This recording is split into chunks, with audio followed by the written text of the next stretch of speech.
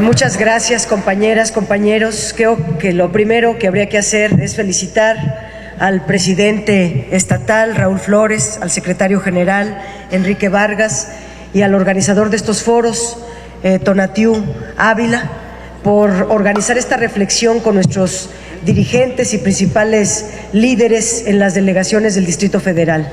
Es un tema fundamental, es un tema prioritario y aquí están las voces autorizadas para hablar de esos temas.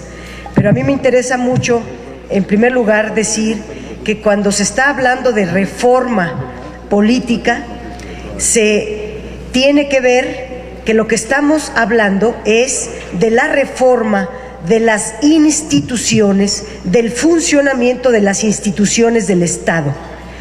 Y en reforma de las instituciones del Estado hay dos visiones y hay dos procesos que coexisten en México desde hace ya varias décadas. Un proceso que comandan las fuerzas democráticas o que comandamos las fuerzas democráticas y otro proceso que dirigen las fuerzas conservadoras. Los dos procesos, en el caso de las fuerzas conservadoras, que proponen el centralismo y que proponen la regresión en los avances democráticos, le llaman las reformas estructurales. Es el funcionamiento diferente de las instituciones del Estado y creo que su principal enemigo de estas visiones es la Constitución mexicana heredada después de la Revolución Mexicana en 1917, con todo ese pacto social de democracia, un pacto de fomento a los derechos de las personas y donde las instituciones funcionan con base en un interés general.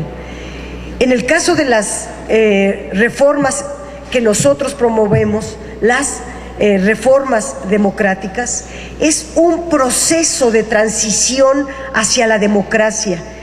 Estamos en una democracia en ciernes, a veces se para, a veces se detiene, y las fuerzas democráticas somos las que estamos promoviendo, impulsando esa transición hacia que finalmente nuestro México, las instituciones de México, las instituciones del Estado puedan funcionar como sirviendo al interés de la nación, al interés general y fomentando los derechos, los valores, los principios de la democracia. Estos dos procesos están hoy en el debate, las negociaciones, y son no solamente la reforma política, son las varias reformas. Fue el último golpe que le dio Felipe Calderón a México, que junto con el PRI aprobaron la reforma laboral, y ya entrando Peña Nieto, pues han estado las otras reformas, principalmente la reforma hacendaria, está en la agenda, la reforma política, la reforma financiera, que seguramente este noviembre se verán ambas, y el tema de temas, que es la reforma energética. Y ustedes, nuestros dirigentes, están muy al pendiente de eso, de que nuestros principales promotores de la ideología de la transición democrática estemos informados de qué es lo que se está discutiendo y promoviendo por parte de nosotros en las cámaras y en las diversas mesas de análisis donde participamos. Dentro de la reforma política hemos estado promoviendo no solamente la negociación, la discusión, el debate, el argumento, sino con iniciativas de ley hemos planteado que se concrete, le llaman cartas ciudadanas, pero son banderas de la izquierda desde hace muchas décadas, son desde el origen del PRD, objetivos que nos hemos trazado, que por fin se consiguió, no lo que queríamos, pero que existan las cartas ciudadanas en la Constitución en la legislatura pasada. A esta legislatura le correspondía hacer las leyes reglamentarias de esas cartas ciudadanas. Me refiero a la ley de consulta popular, a la ley de la iniciativa ciudadana y a la ley reglamentaria de las candidaturas independientes.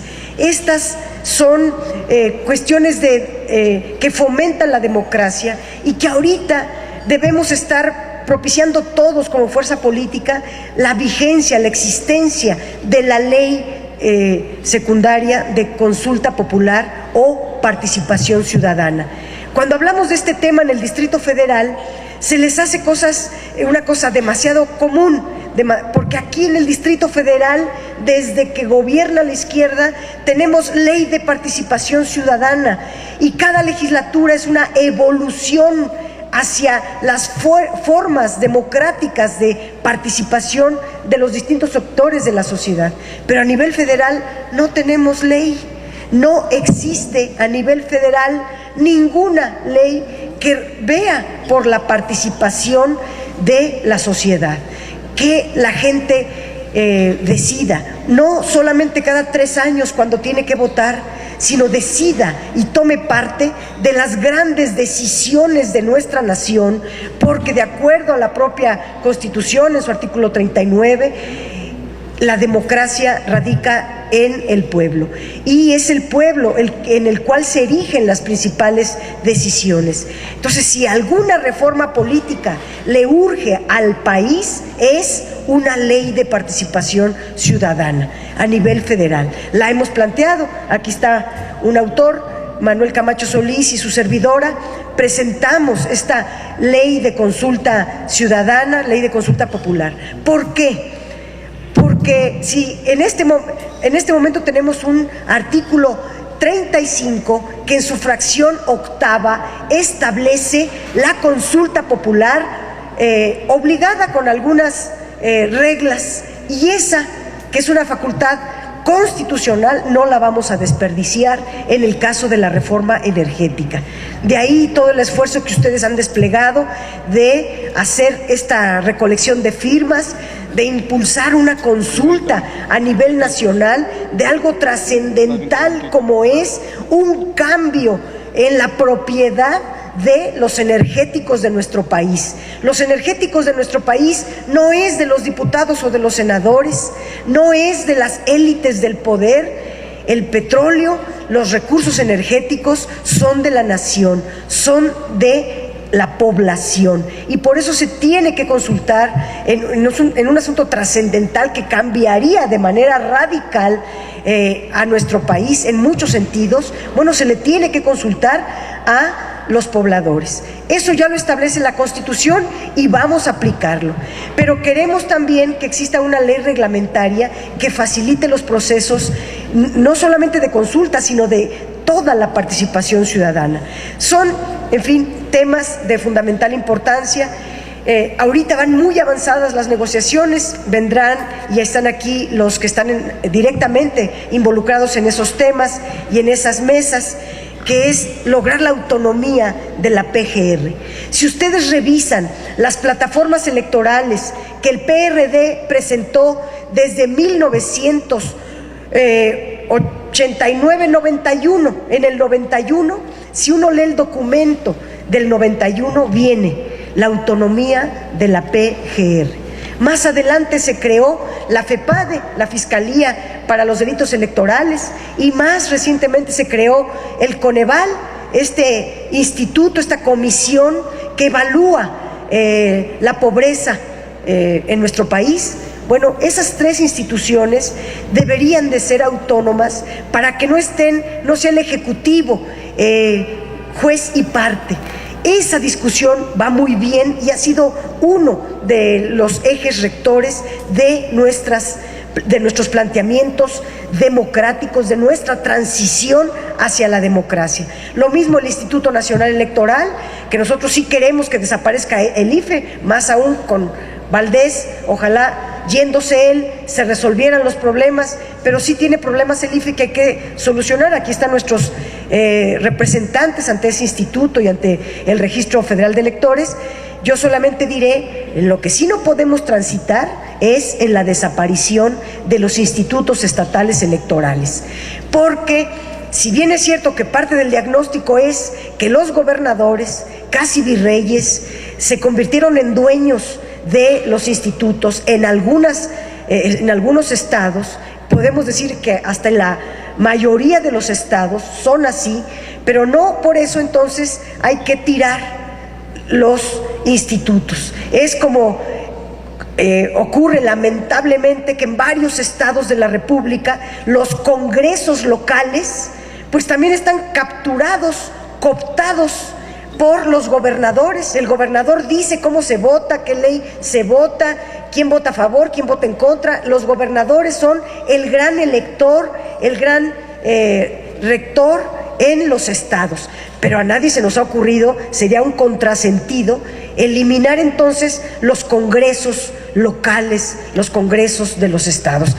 ¿Qué es lo que hay que hacer? Forzar a la democracia. Si los institutos estatales electorales están incurriendo en delitos electorales, están faltando a su propia ley, a su propia constitución, pues entonces hay que enmendarles la plana, sancionar y evolucionar, pero no eliminarlos. Yo terminaría diciendo, estamos con el tema de la reelección. En el partido siempre ha habido discusión de este tema. Hay un debate a nivel internacional incluso de los beneficios que tiene el tema de la reelección legislativa, viéndola como una carrera parlamentaria y que no cada 3 años empiece otra vez a iniciar y que a veces la inexperiencia haga volver a empezar cada 3 años en el caso de las legislaturas.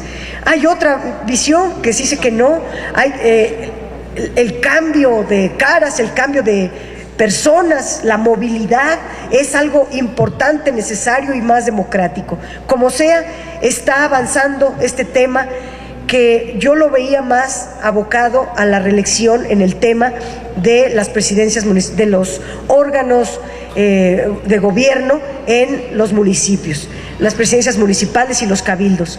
Porque 3 años para una delegación o para un municipio no da. El presupuesto empieza a fluir por ahí del 6º, 7º, 8º mes, ya se fue en la licitación, se fue 1 año, etcétera.